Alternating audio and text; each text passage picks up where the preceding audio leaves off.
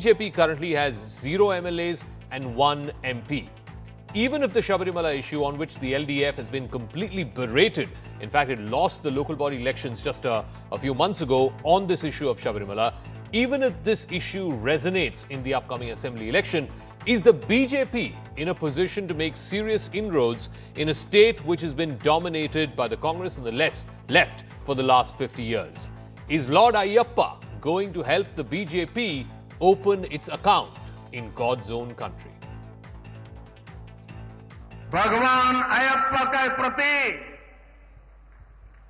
पूरे देश के लोगों की, हम सबकी अगाध आस्था है। लेकिन एलडीएफ सरकार ने सबरीमला मंदिर की परंपराओं को नुकसान पहुंचाने में कोई कसर नहीं छोड़ी है।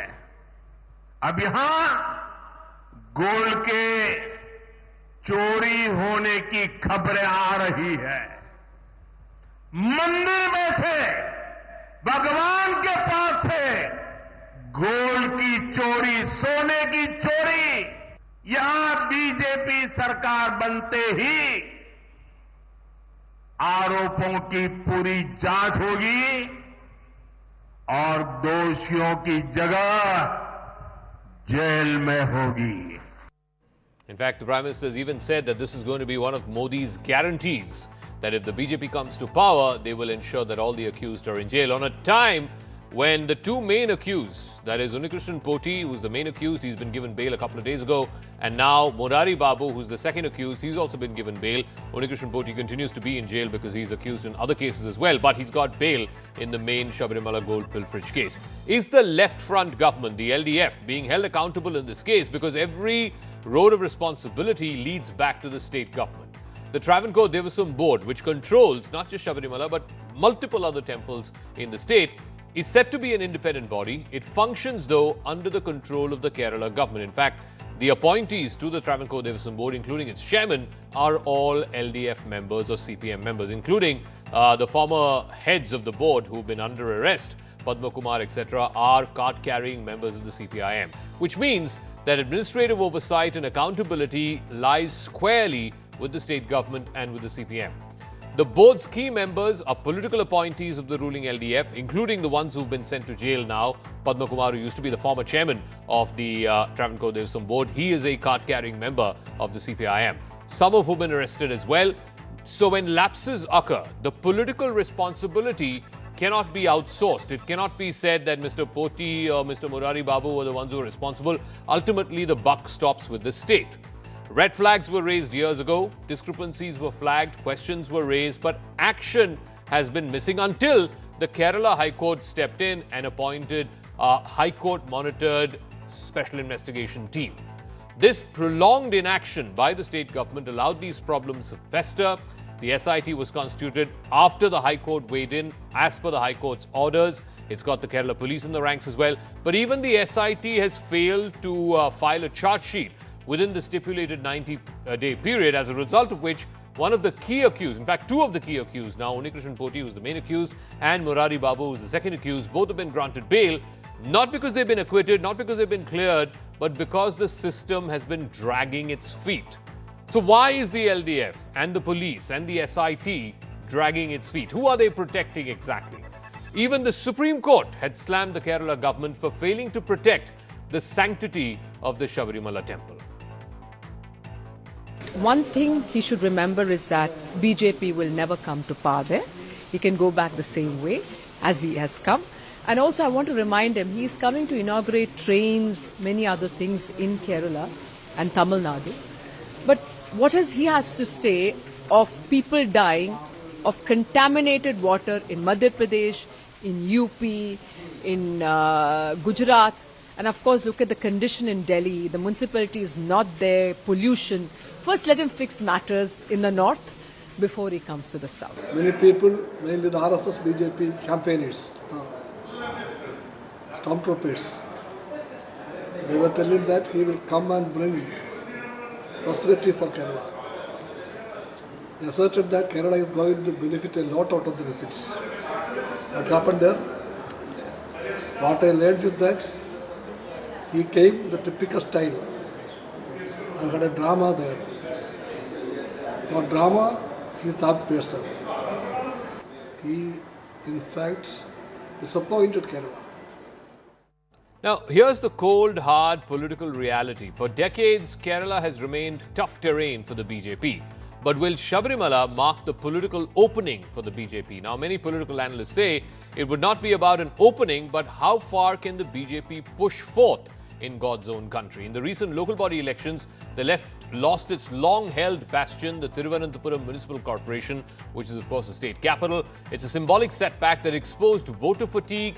It exposed deep cracks in the left's urban support base. Pinarayi Vijayan has been there for 10 years, so there's a degree of anti-incumbency as well against the state government.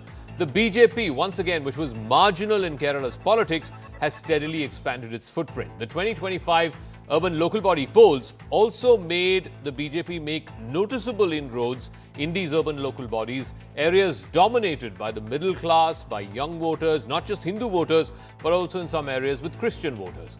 The Sabarimala issue cuts across caste and class lines by framing this controversy as one of faith, of sanctity, of governance. The BJP is positioning itself as a rallying point for a consolidated Hindu vote. And this has always been a political problem in the state of Kerala, because the Nayars, who are upper caste Hindus, and the Iravas, who are lower caste Hindus, have never seen eye to eye. They've never voted for the same political formation. These are the two biggest Hindu communities. Will they come together? The BJP is talking about a united Hindu vote, but will it happen in the state of Kerala? The BJP's political pitch is clear. It portrays the left government as ideologically atheist, indifferent, even hostile to matters of faith. So the Hindus have to unite across caste and class lines. It's never happened in Kerala. Will that happen? Is a big question mark in the 2026 Assembly election. In contrast, the BJP is also seeking to project itself as the defender of religious institutions and traditions in a way to try and unite the Hindu vote, which has never happened in the state of Kerala. But ultimately, it also boils down to who will get the political benefit of the Sabarimala issue. In the recent local body elections, the biggest beneficiary of this issue was the UDF, was the Congress-led UDF. It was not the LDF. In fact, the LDF was held responsible for the gold pilferage that happened and the fact that the LDF overlooked the gold pilferage that happened during its term. And at the same time, the BJP, yes, had limited gains. It won the Thiruvananthapuram Municipal Corporation, but had very other limited gains in other urban local bodies. So why should we believe that what the Prime Minister said today, that there will be a Modi ki guarantee, that there will be a thorough probe and everybody will be brought to justice, will give the BJP a political opening and political windfall in a state where they've had very minimal presence up until now? Shazia Ilmi is national spokesperson of the BJP. Bhavya Narasimhamurthy, spokesperson of the Congress. Rahul Ishwar is an activist and somebody who's been at the forefront of this Sabarimala issue. Thank you very much. Thank you for joining us. Shazia Ilmi, I was going through the data. The BJP in its history in Kerala so far has had only one MLA. That was in the 2016 election. Mr. O. Rajagopal was elected from Nemam. Otherwise, and now they have one MP. But otherwise, the BJP has had very, very marginal presence in the state of Kerala. Why should one visit of the Prime Minister change that? Well, historically, BJP's had started with a very small number, 2. And just see where BJP is now.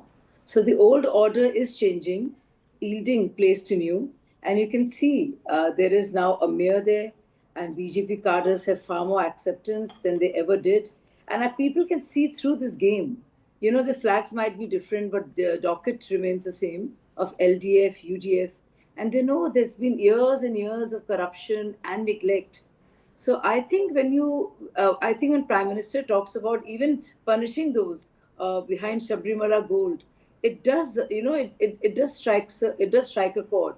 When Prime Minister talks about Awas Yojana, when he talks about how many citizens of Kerala have benefited, I'm sure it matters. So I think it's important to look at what has been missing and now what is there. Okay. And also BJP working steadily and talking about development and development and doing more for the state because it clearly deserves more. And I think you can see wheels are in motion and we're only heading towards that mark very soon. Bhavya Narasimhamurthy, the Congress, when it was in power, and now the LDF, when it's in power, is being held accountable for this gold pilferage scam that's happened in the Sabarimala temple. It's been happening over a number of years now. It was dedicated, it was given to the temple by Mr. Vijay Mallya, of all people, way back in the 1990s, early 2000s. This gold pilferage has been happening when LDF was in power and when UDF was in power.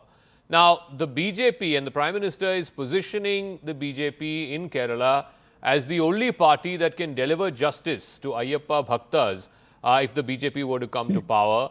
And that seems to be having some resonance. In the local body elections, the LDF was squarely punished because it was seen as going slow and soft on these accused persons in the Sabarimala case.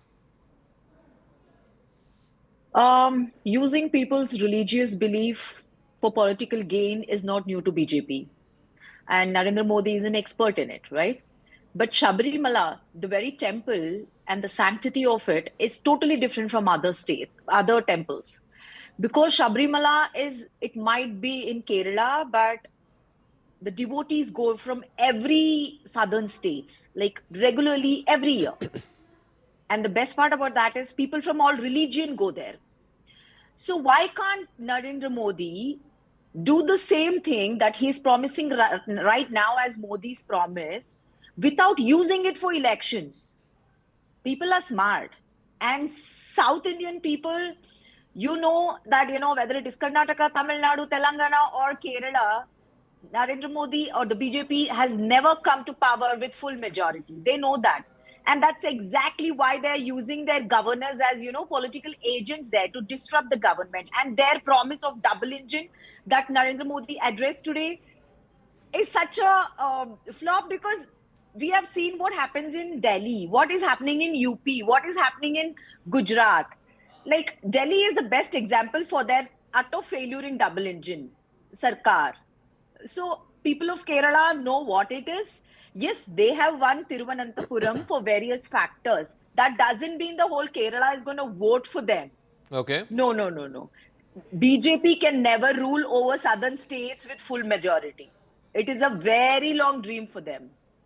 Okay. And Narendra Modi using communal things, that the way he uses in Cowbent in South Indian states, if he thinks the same mantra helps here, I would urge you not to use words like cowbelt. I mean, come on, there are people there in that state as well. I mean, they are trying to get ahead in life. Okay. I mean, Uttar I Pradesh today is in the top 5 in terms of economic size and the pace way of growth. there are lynchings and stuff there, and that is something that southern Indian states will never agree to. The communal so let me bring in Rahul Ishwar. He's also related to the Tantri family, the royal family of the custodians, as it were, of the Sabarimala temple. Rahul, has the left front government, the Pinarayi Vijayan government, let down the devotees of Lord Ayyappa? It's the gold pilferage scam is one thing. You go back all the way to, ahead of the previous elections, the whole issue of the Supreme Court allowing women to enter the Ayyappa temple. That became again a huge talking point. The LDF was seen as deliberately trying to, push women into the temple, which is against the customs and traditions of the temple. So the BJP and even the UDF to a great extent have been making this point that the left is consistently letting down or is seen as against the devotees of Lord Ayyappa. What do you have to say? Absolutely, yes. Please remember, our temples, churches and mosques, they are spaces of God or divinity. We should have utmost care in preserving them, and the left government has failed in their duty. Right now, Kerala High Court has gone on record. Please remember, not as an oral observation, by a written order, that haste and plunder of gold of Swami Ayyappa has taken place, and 3 great judges, Justice Raja Vijayaraghavan, Justice Jayakumar and Justice Badruddin, had made scathing remarks against the then administration. So it should be definitely looked at. Second, the Tantri was also falsely implicated because CPM government wanted some kind of a defense against them. So they wanted to portray everybody in bad light. And right now, recent documents have emerged which proves that Tantri is innocent and he was falsely implicated. So I would request left government not to play politics of the temple, and administration should have more devotees support and devotees presence in it. The Hindu community has a right to do it. Just like our Christian brothers and Muslim brothers have a right over their church and mosque, we need to have more right over our temples under Article 25 and Article 26, which is a fundamental right guaranteed by Indian Constitution. So, Shazia, this is the nub of the problem. A lot many people in the Hindu community are saying, why are you not leaving the temples with us? Why is the state controlling the temples? The state does not control mosques or churches. Why can't that same logic be extended to Hindu temples? But the BJP is not taking a position on this. Yes, that is a larger issue for sure. And Places of Worship Act has to be taken seriously, and amendments are sought there. So that is a larger issue, which a lot of my Hindu brothers and sisters feel very strongly about. It has been there right from the beginning, and that is exactly whether that is the case or it's a case of codification for Hindus and not for Muslims. So there have been those issues, historical issues that India has been struggling with, because it emanates from the same vote bank politics of Congress party. No, their contention is a lot of the Hindus, they are saying is, all that the BJP government needs to do is to bring a bill in parliament. Why are you not bringing a bill in parliament? You've been in power for 10 years now. Yes, I think BJP has not even been party, and there have been other parties, there have been other petitioners in the matter. Correct. And BJP will, BJP is the only party which has respected the religious sentiments. We are looking at people here, we're looking at Congress party, which has only used Muslims as cannon fodder. And they're talking about using religion, to go ahead for political benefits. So rich, coming from a party which has only who's played one community against the other, filled the fear of, RSS and BJP in one community, done nothing for them whatsoever, kept them in this abyss of ignorance, and use them thoroughly as vote banks, as, mules who will carry votes for them, and then say BJP is the party that is using religion. It's hilarious. You have to see Rahul Gandhi's and Priyanka Gandhi's rallies and see the Muslim League and Jamaat flags all over, to say that, Congress party does not believe in religion being used in politics is rather hilarious. So yes, it's a larger issue that Rahul Ishwar, my good friend, is talking about. People didn't even realize it, but this is how it happened all throughout. Okay. And a lot needs to be done. I cannot promise or tell you specifically as to what BJP, stands for in terms of having a bill in the parliament, ensuring its passage. But the fact of the matter is, there's one party, BJP, which has won the hearts of people and respected the sentiments of Hindus. So Bhavya, respond to that. The Congress should be the last people talking about, not using religion in politics. From the Shah Banu case to what happened when the Babri Masjid got attacked. I mean, you've used religion-induced politics for decades now. I mean, now that the shoe is on the other foot, and a party seems to be speaking for the religious majority in this country, you're suddenly feeling all the pain and the angst, and you suddenly want them to be politically correct, etc., etc. We have it right in front of us. Narendra Modi, in his speech today, using religion. Shazia just said they respect religious sentiments. Sorry, you misuse the religious sentiments of people. Mislead them. We are the one who respect their religious sentiments. Tell me, for the past 11 years, what is stopping you from bringing that bill? You force so many bills on us, although the opposition, is completely against it. You don't do any debates in the parliament when you want something, when you want some bill to be passed. So what is stopping you from bringing this bill? This is very if you really want to do it, you can do it, right? But others are cleverer. Although we should not take, for example, VBG Ramji bill, the opposition was against it. You still passed the bill. You still passed that bill. But for this, you are giving reasons. Why? You're repeating yourself. You want to blame? I want to answer that. Exactly. Can I just finish my thought? Okay, let her finish. Let her finish, and then I'll come back to you. Yeah. No. The Jiramji bill has nothing to do with what's happening in Sabarimala with the Ayyappa devotees and what the Prime Minister I'm just saying promised. The way they force. Okay. No, I'm just saying the way they force their agenda on us by passing.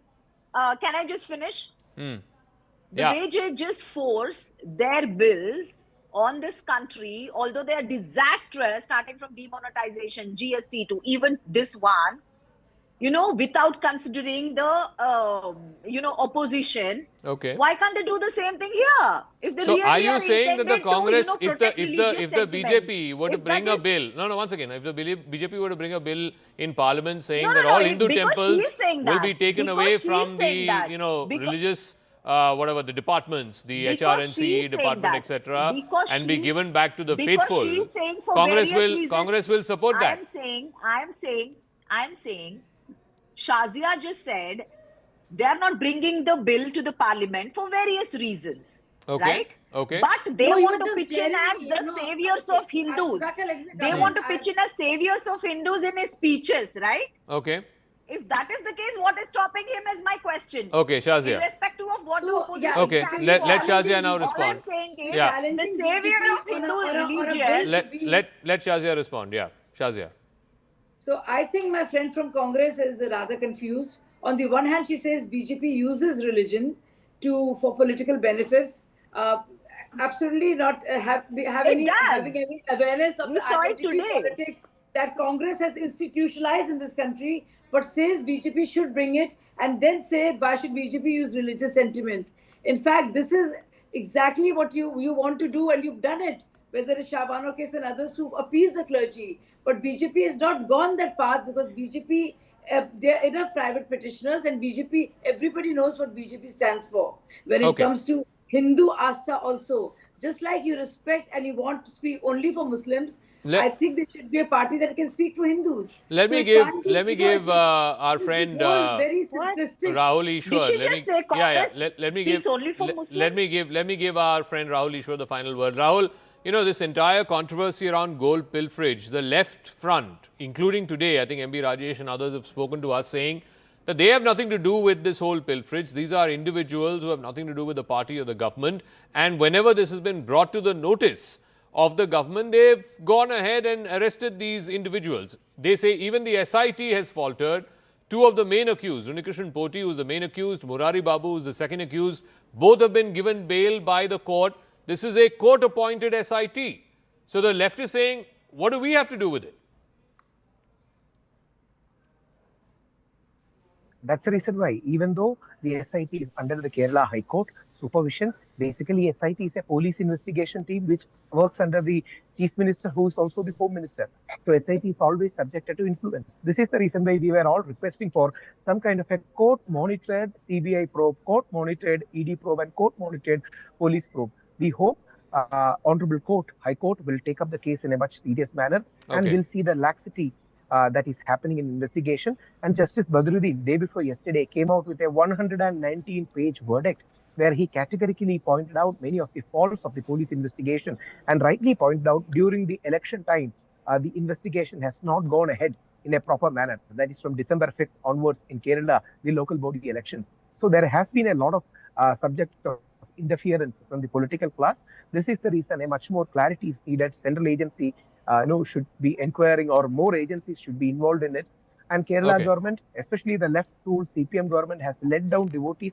It's a matter of fact. And many people who are associated with the left government are inside jail right now. I'm not saying whether they are wrong or right, or whether they are in jail or they are culprits. But they are associated with CPM. Somewhere the sitting MLAs of CPM, somewhere senior members. I don't know whether they are right or wrong culprits or not. Let courts decide. But many people who are associated with CPM are in jail is a matter of fact. Okay, we'll leave it at that. Rahul Ishwar, Shazia Elmi, Bhavya Narasimhamurthy, thank you very much for joining us. We'll see how this story plays out, and who is the political beneficiary of this, who is the political, the party that pays the price for it. We will see, because clearly this issue did have huge resonance in the state. You don't need to look far, just look at the local body elections a couple of months ago. It will have resonance in the assembly elections as well. Whether the BJP will be the political beneficiary of it or the UDF will be, we'll have to wait and see. But talking about Kerala politics, also not well between Shashi Tharoor and the Congress party. In fact, Shashi Tharoor would arguably be the biggest star in the Congress party in Kerala. He skipped a key strategy meeting of the party for the upcoming Kerala Assembly elections.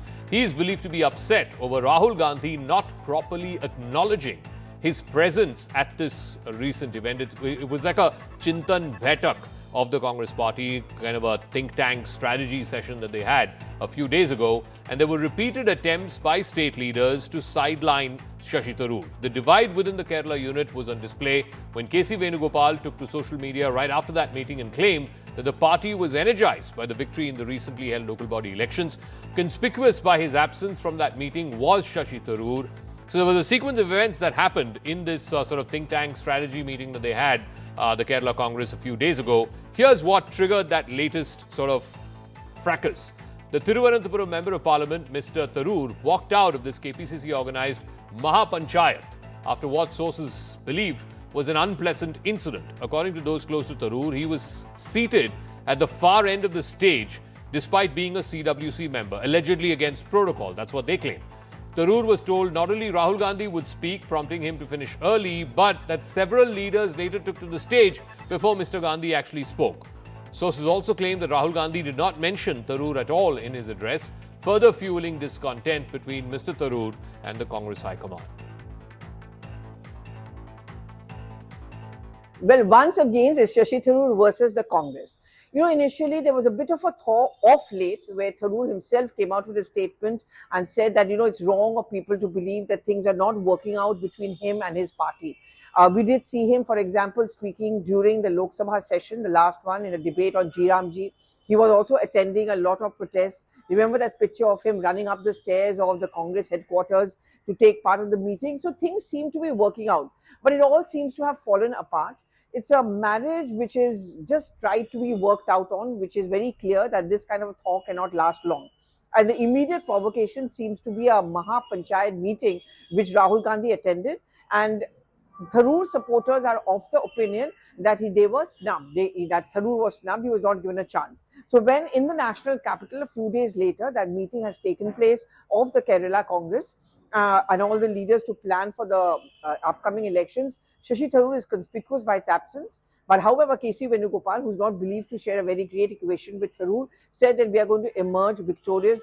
And he seemed to be suggesting that, you know, life is going to move on. The Congress party is going to move on, whether Tharoor is there or not. Now, here's the catch-22 situation. Tharoor is biding his time. He, at this point of time, doesn't want to be the bad guy and walk out of the Congress.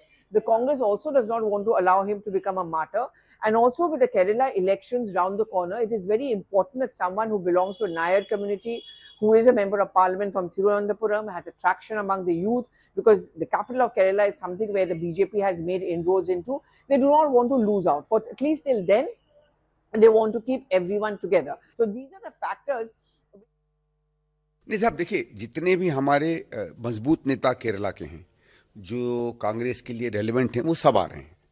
जो relevant नहीं है कांग्रेस के लिए और जो हम कांग्रेस के बड़े नेता नहीं हैं, वो आए या ना आए, उससे कोई फर्क नहीं पड़ता है. केरल में जहां हमने तिरुवनंतपुरम की नगर पालिका में पहली बार 45 वर्ष का कम्युनिस्ट शासन हटाकर स्पष्ट बहुमत पाया है, वहीं कांग्रेस के लिए एक कसौटी है कि दिल्ली में मोहब्बत और केरल में लड़ाई.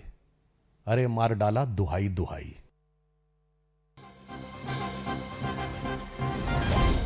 In a first address to a public gathering in India since leaving Bangladesh in 2024, former Prime Minister Sheikh Hasina has launched a blistering attack on Mohammad Yunus, the interim chief, the interim administration head, accusing him of running an illegal, violent and plunging the country into what she described as an age of terror, lawlessness and democratic exile.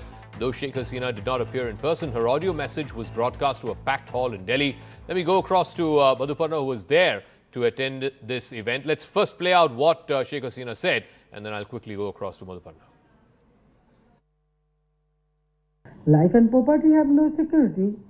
Religious minorities face continuous persecution. Law and order have collapsed. From the capital to the remotest villages, mob terror, mass looting, armed robbery, and extortion reign supreme. Let me go across to Madhuparna Das, who was there at this event. Madhuparna, what exactly did she say about Hindus and other minorities being killed in Bangladesh? Zata, this was, as you also mentioned, this was the first address, open address of Sheikh Hasina, Bangladesh's ousted Prime Minister. And that happened today in Delhi. And what she exactly said, she said that the country is now a land of anarchy. This is full chaos happening. Nobody is safe. And maximum, the most vulnerable community is the minorities and the women. That's what she said. She did not mention who is going to be attacked and who are going to be who are attacked as of now. But she is saying that not only Hindus but all minority communities, even Christians, are being attacked. Women are being raped and brutalized. And she is now the only solution that she is giving. She is appealing to the people of Bangladesh that her exact sentence was that do not give up now. And there were senior diplomats in the press conference. One of her minister was also there. And we also asked them that, what is your plan of action? How you are going to solve this kind of issue? What you are thinking? It's been more than a Okay. year. So they are saying that they are saying that the only and simple solution is to have an inclusive and free and fair election, which they themselves are saying which are not going to happen in February, and they're saying that this is going to be a predetermined election. We also asked her diplomat who is based out of New York. We also asked him that if he is also in talks with the global forum, with the think tanks, with the global leaders. He told us that Sheikh Hasina herself is relentlessly talking to the heads of Okay. international governments, her friends. Yes, Papa. Okay, Madhupana, we'll leave it at that. Thank you very much for joining us with the first comments of the ousted Bangladeshi leader, Sheikh Hasina. From Bangladesh to the other neighboring country, Pakistan, it's been caught with the Almighty on the one side, America on the other. Pakistan is now officially a member of the new Board of Peace in Gaza that's been formed by US President Donald Trump. But it's leading to a huge backlash back home in Pakistan. How can an Islamic army, an army that is sworn to defend Allah, be seen as siding with the Jews, fighting alongside the Israeli army to oust Hamas from Gaza? This is leading to a huge political debate back home in Pakistan. Leaders like Fazlur Rahman, Imran Khan, even the former Prime Minister, who's in jail right now, expressing deep concerns. Asim Munir, the Field Marshal, is caught between the dawn on the one side and the devil on the other. So this is a huge Hobson's choice as far as Pakistan is concerned. It's once again bringing to the fore that the Pakistan army is basically a rent-for-hire army who will go to the highest bidder, whether it's Saudi Arabia or in this case the United States, and all principles, all ideologies, even religious sentiments be damned. But will this lead to further political fissures, both within the ruling PDM and also lead to a revival of the democratic opposition in Pakistan? We'll try and find out by speaking with Sushant Sareen, Senior Fellow with the Observer Research Foundation. Kamar Chima is Pakistani Strategic Affairs expert. Mr. Chima, let me start with you first. This is a Hobson's choice. You're caught between pleasing Donald Trump on the one side, and on the other side, people like Mr. Maulana Fazlur Rahman, Imran Khan, they're all saying that, look, how can the Pakistani army be siding with the Israeli army fighting Hamas in Gaza? Well, I think first there needs to be a clarity, and that clarity is that the Board of Peace is different from the International Stabilization Forces. So there are two things. Now, coming to the point is when the UN Security Council failed to stop the Israeli genocide in Gaza, where the Israelis' atrocities were being committed every day. I think the 8 Muslim countries, they made a consortium. They spoke with President Trump on the sidelines of the UN General Assembly in September last year. And I think this mechanism was drawn. So Pakistan, along with the other Muslim countries and Arab partners, along with the United States, were able enough to stop the Israeli genocide in Gaza. And I think now is the time that obviously this is a time for the reconstruction, redevelopment of Gaza, and to do much more and to empower the people of Gaza. And one more thing. But Mr. Chima, you are sending an Islamic army, an army sworn to defend Islam and Allah, to a place where you will be on the same side as the Jews, the so-called Kafirs, the Israeli army, which, as you said, has unleashed a genocide, and now you are helping them clean up the mess. The Pakistani army has been working with the Hindu army, the Christian army, the Jewish army in the UN peacekeeping mission. This is not about the religion. It is about, and for God's sake, understand, Pakistan is not sending the forces at the moment. International Stabilization Forces is something else. No. So that is the ask from Mr. Donald Trump. That is exactly the ask, that you send your troops, you send your men, you send your boots on the ground to help clear up the mess that Hamas and the Israeli army have left behind, and you're happily playing along.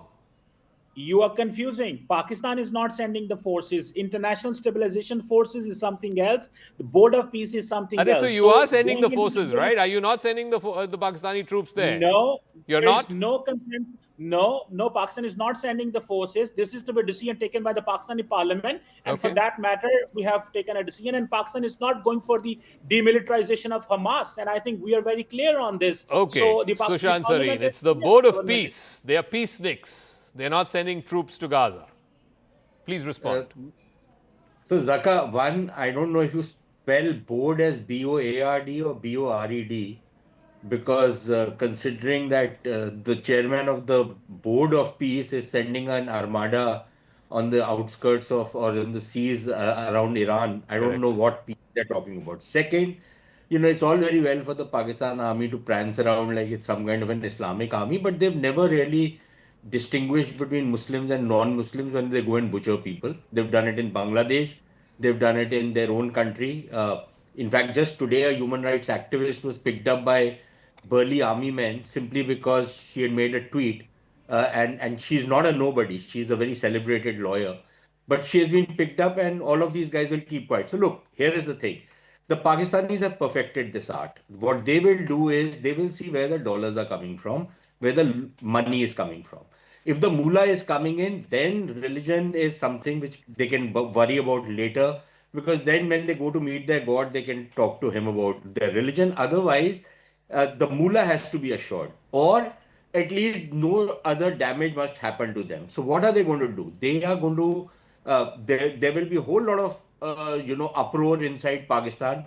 All of us will think that, this is going to be the moment of truth for the Pakistan army. But look, when have you ever seen any kind of an agitation ever succeed in Pakistan? They'll crush it. They will crush it. And a lot of Pakistani army guys or their mouthpieces on media are already coming out and saying how good a thing it is, how much of a great power Pakistan has become because Donald Trump has invited him to be part of this Board of Peace. There are other 60 countries, 40 of which more consequential nations have not joined. So it is all very well for them to pretend that we will be sitting, we will have a chair on the main table where we will be able to impress upon Donald Trump what he should do and what he should not do.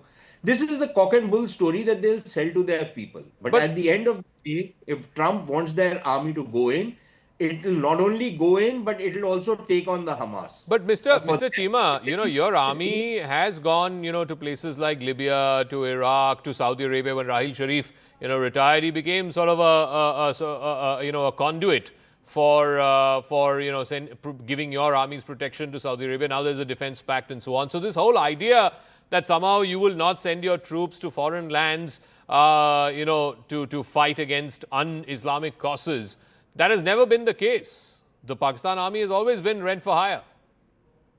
Well, I think you don't know the history. If you remember when Pakistan didn't send the forces to Saudi Arabia, even when our closest ally to whom we have a security agreement now, we refuse to send the forces to Saudi Arabia to fight with the Yemenis. We have a clarity. Pakistan does not compromise on national interest, and we have not done that. That is not and true. On this question, that is not true. It's factually not true. No, sir. There is a Pakistani parliament's resolution on that we are not going to send the forces to Saudi Arabia for that. On the contrary, we do send the forces for the capacity building and for so many other things. But our forces... Sir, your mutual defense treaty with Saudi Arabia is modeled on Article 5 of NATO saying attack on one is attack on everyone. No, so tomorrow if there's an attack agreement. on Saudi Arabia, you will not send your troops. You will not send your troops. No, that's a new agreement. That's a new agreement. I'm talking of the one discussion back in 2017. So I think Pakistan does care, and that we do know that every decision that will be taken that is in the national interest of the country. The problem, Mr. Chima, is this is hiding from the real fight that's happening right now. And Sushant, please weigh in on this. The real fight that's happening is, of course, this armada that Donald Trump referred to being sent to Iran. And there's a lot of talk, of course, of Pakistani bases being used by the Americans to launch an attack to take out the Ayatollah or regime change in Iran. I don't know if any of this will come to fruition. But the real issue is they are getting badgered by the Afghans and the Tehreek-e-Taliban Pakistan for months now. the regular standing army of Pakistan is getting badgered by a bunch of guerrillas. Yeah, Zaka, look at the situation, clearly. If you look at west of the Indus River, there are large swaths of territory where the writ of the state does not run. And you don't have to take my word for it. There are Pakistani politicians from that area who say that, for example, in Balochistan, government officials cannot go on main highways because they will be ambushed. And somebody like Maulana Fazlur Rahman has already said that there are large number of areas in the KP province where the state's writ does not run. One. Second, please remember the Pakistan economy, despite all the song and dance about how much they've stabilized, hasn't picked up. There is no investment taking place. There is no Pakistani investor investing in Pakistan. There is no foreign investor investing in Pakistan. And they're giving these cock and bull stories of sitting on $6 trillion of wealth, $20 trillion of wealth, some diamond mines they've discovered, some gold they've discovered. I don't know, maybe, these are these Sheikh Chilli dreams of theirs. So what do they have? The only thing they have is a mercenary army. Are they not going to deploy it? I think that is very important. Secondly, and you have to understand this, Mr. Cheema keeps talking about the Pakistani parliament. Doesn't he know that Pakistani parliament is worth nothing to nobody? It's a bunch of, losers who are out there. Nobody listens to them. The army, a captain or a major of the army can come and catch them by the ears and make them vote. So what parliament is he talking about? So forget about it. This army, if it is instructed by Donald Trump to go, it'll service their overlords in America, hope to get some concessions from IMF, some loans coming from here and there, because this is how the country survives. We haven't even got into the money part. Can you imagine? They're coughing up $1 billion. A country that's gone 7 times to the IMF is coughing up $1 billion. Anyway, I guess it's their decision. We'll leave it at that. Yeah. Thank you very much, Sushant and Mr. Cheema, for joining us. We'll see how this plays out. Right now, I'm given to understand that the commitment that Mr. Munir, Field Marshal Munir, has made to Donald Trump and to the US interlocutors is 35,000 troops, 35,000 Pakistani troops for the stabilization force in Gaza. As world leaders participated in the unveiling of the Gaza Peace Board in Davos, India stayed away from the ceremony. For now, New Delhi has neither declined nor accepted Trump's invitation to Prime Minister Narendra Modi to join the Board of Peace. I spoke to former Foreign Secretary of India, Kanwal Sibal, on India's options. Here's an excerpt from that conversation. Tell me, Foreign Secretary, this whole idea of a Board of Peace, India also has its own issues with the UN system, but the UN itself was a creation of the United States. Now, you can say that, the US, particularly under Trump, doesn't want to come to terms with the fact that we are in a multilateral world. China and Russia are just as powerful. They may not directly challenge the US, but they too have a veto.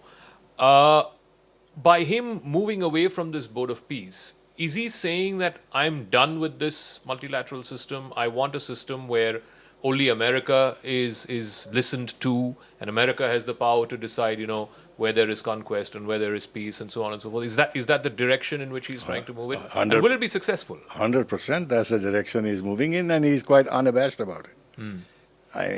He's not making any bones that this is what his intention is. That he will be the last word on how solutions will be found to conflicts. And this will be in the context of advancing America's interests. And he thinks that by playing that role, he is advancing America's interests. And number two, he's making himself eligible more and more for a Nobel Peace Prize. Anyway, certainly he's doing that. And nobody is actually in a position to counsel him that you are actually in time eroding US influence and power, because others are absorbing what you are doing. They may not be able to react now, but they'll calculate this in their future policies and begin hedging. And therefore they'll try and see if they can somehow dilute the power of the US dollar and go for indirectly de-dollarization by trading in their own currencies. In fact, Rubio, you may have seen that, he said that in 5 years we will not be able to impose sanctions because people will move out of the dollar zone. This is bound to happen. The first step is trading in your own national currencies, etc., etc. So he's sowing the seeds of a very major decline of U.S. power in course of time. It won't happen immediately in 3-4 years, but this is a road down which the international system will go. The pity is that the UN system, first of all, the United States created it largely, as you said. It has not functioned well, true, at least insofar as peace and security dimension is concerned. In some other areas, it has moved better. You know, the Global South has succeeded in putting into the content of international decisions and action the interests of the developing countries. You know, the differential treatment that to be given, longer time frames for adjustment to whatever decisions were taken on climate change or this or that, sustainable development goals. In the G20, for instance, with 3 successive developing countries chairing the thing, the agenda was moved away from the G7 priorities to the priorities of the Global South. That's finished. That's finished. And I ask myself, when U.S. takes over the chairmanship of G20, what is he going to do? He has no time for this kind of a thing. So this is a huge setback for the rest of the world, especially the developing countries, and the entire structures on which India also was basing its policies, that for addressing the most pressing global problems of development and climate change, you need a system where there is easier transfer, affordable transfer of technology and flow of funds. In the system that he's creating, no question of that. The next big clash is going to be Iran versus America. While the Ayatollah regime seems to have crushed this round of protests with brutal force, it is not entirely out of the dock yet. As per unofficial estimates, close to 20,000 people have been killed by the brute might of the state. Yet the worst may not be over for the Ayatollah, as America now moves one of the biggest carrier strike groups, the USS Abraham Lincoln, and multiple destroyers and fighter jets into the Gulf of Persia. The Iranian regime has been put on notice. But it's all a question of when Trump decides to have what he calls decisive military action against the Iranian leadership. After pulling back from strikes on Iran last week, US President Donald Trump is still pressing for what he terms decisive military action. But Iran appears to have tightened its control of the country and targeted protesters through a brutal crackdown that has killed thousands. The discussions are happening while America sends an aircraft carrier and multiple fighter jets to the Middle East. Those deployments may be the start of a broader military buildup that would give Trump enough firepower to strike Iran. Trump has repeatedly used the word decisive when describing what effect he would like any American action to have on Iran. That phrasing, the use of the word decisive, has spurred Trump's aides, both at the Pentagon and at the White House, to refine an array of options for the president. Some of these options include pushing the regime out of power, perhaps handing over power to a number 2 or number 3 figure within the Ayatollah regime. Officials are also devising more modest options, which could include targeting the headquarters of the Islamic Revolutionary Guard Corps, or the IRGC. Trump is yet to order any sort of strikes on Iran, and what he will ultimately decide is still unclear. But he did throw a curveball during Davos at the inauguration of the Board of Peace, saying that Iran has reached out to him. Iran wanted to talk, but at the same time, he's also said that America is moving one of the largest armadas just off the coast of Iran. You know, we have a lot of ships going that direction, just in case. We have a big flotilla going in that direction, and we'll see what happens. We have a big force going toward Iran. I'd rather not see anything happen, but we're watching them very closely. But we have an armada. We have a massive fleet heading in that direction, and maybe we won't have to use it. We'll see. Death toll estimates vary, but officials say the number is likely far higher than what Iran officially admits, which is at 5,000 deaths. Mike Waltz, who is the US ambassador to the United Nations, last week said the UN's assessment is that Iranian authorities have killed up to 18,000 people. The larger question before Trump and his team is whether a foreign regime like Iran's can be dislodged just through American air power.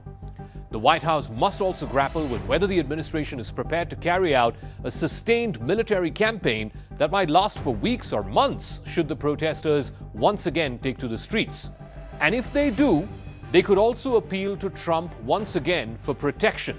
And Trump could egg them on, asking them to take over their institutions just like he's done before.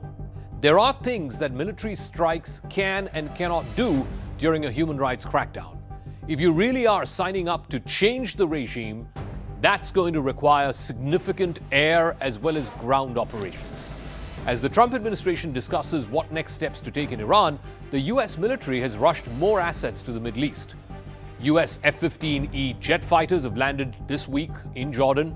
The aircraft carrier USS Abraham Lincoln and its strike group, which includes destroyers, F-35s and other jet fighters, and electronic jamming aircraft, was spotted by maritime traffic trackers sailing westwards from the South China Sea towards the Persian Gulf. Additional air defenses will also be brought to the region, including more Patriot and THAAD anti-missile systems, which would be essential for fending off any Iranian counterattack. The arrival of more military hardware in the Middle East will present America with more strike options. As the Iranian protests unfolded last week, Trump received multiple briefings on the complexities of a military campaign, including how American airstrikes will not guarantee the collapse of the regime. But Trump has said that the Iranian leadership must go, no questions about it. Some American officials have since raised questions internally about what is the political objective of these strikes on Iran. Trump is aware that any military action would come well after he promised the protesters that help is on its way. It is also unlikely to be as swift as the operation that ousted former Venezuelan leader Nicolas Maduro. Iran may well turn out to be not another Venezuela. Meanwhile, Trump has also got to contend with allies in the region. Israeli Prime Minister Benjamin Netanyahu has asked Trump to postpone any American military attack on Iran. Qatar, Saudi Arabia, Oman, Egypt, all American allies in the region, partners of Washington, they've also been asking the Trump administration not to attack Iran. They've told the Americans that a US attack could lead to a much wider regional conflict, and that's the last thing either America or its friends and partners in the region want.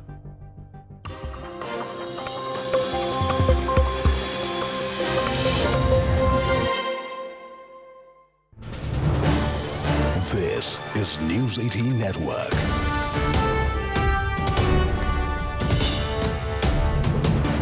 India's largest news network.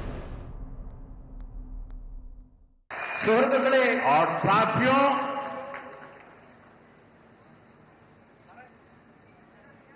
कुछ यहाँ जो leftist ecosystem होगा, उनको शायद आज मेरी बात गले नहीं उतरेगी, लेकिन मैं आपको बड़ी मजबूती के साथ, तथ्य और तर्क के साथ मेरी इस बात की ताकत क्या है वो बताना चाहता हूं। 1987 के पहले गुजरात में बीजेपी एक हाशिए की पार्टी थी, अखबार में 2 लाइन भी नहीं छपती थी।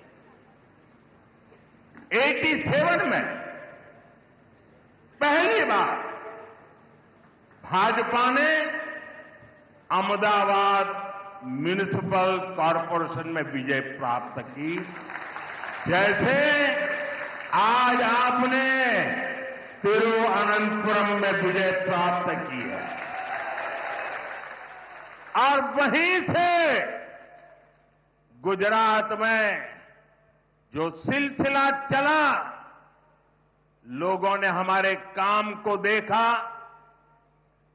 हमारे आचरण को परखा और उसका परिणाम है कि आज पिछले कई दशकों से वहां की जनता ने हमें सेवा का मौका दिया था। शुरुआत एक शहर से हुई थी, केरला में भी शुरुआत एक शहर से हुई है और इसलिए मैं कहता हूं अब केरला भारतीय जनता पार्टी पर अभूतपूर्व विश्वास करके हमारे साथ जुड़ चुका है। പ്രിയപ്പെട്ടവരെ, ഞാൻ കേരളത്തിൽ വരുമ്പോഴെല്ലാം നിങ്ങൾ സ്നേഹം നിറഞ്ഞ ഊഷ്മളമായ സ്വീകരണമാണ് എനിക്ക് നൽകാറുള്ളത്. എന്നാൽ ഇത്തവണ നിങ്ങളുടെ ആവേശം ഏറെ പ്രത്യേകതയുള്ളതാണ്. ഇന്ന് നിങ്ങളിൽ ഒരു പുതിയ ഊർജ്ജം എനിക്ക് കാണാൻ കഴിയുന്നുണ്ട്. നിങ്ങളിൽ ഇന്ന്